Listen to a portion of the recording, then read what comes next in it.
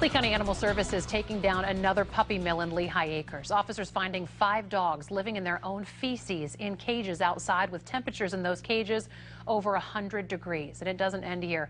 Officials say this is linked to an even bigger puppy mill ring happening in the neighborhood.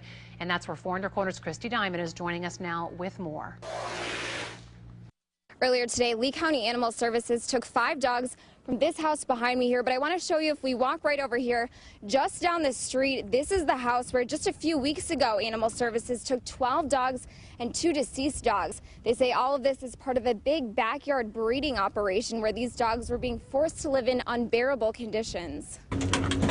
These 5 pit bulls are now being given a second chance at life after Lehigh County Animal Services discovered them living in 112-degree temperatures, cramped inside these tiny cages. They were in cages so small they couldn't turn around, and they had no potable water. The water was black, it was dirty, so these animals were in absolutely horrendous conditions. Animal Services Lieutenant Tony Backhurst says these dogs were part of a bigger backyard breeding operation that included this house just down the street, where Animal Services removed 12 dogs and 2 dead dogs 3 weeks ago. That is their life, being cooped up in a tiny little box and taken out to breed and then placed back in the box again. They are purely being used for, from what we can see, from commercial purposes. Neighbor Carol Sherman tells me she knew exactly what was going on across the street from her home. Basically, they carted all the dogs over in carts and dollies, put them in the garage, kept them in cages. So they were literally in your neighborhood just carting dogs from one house to the other? Yes.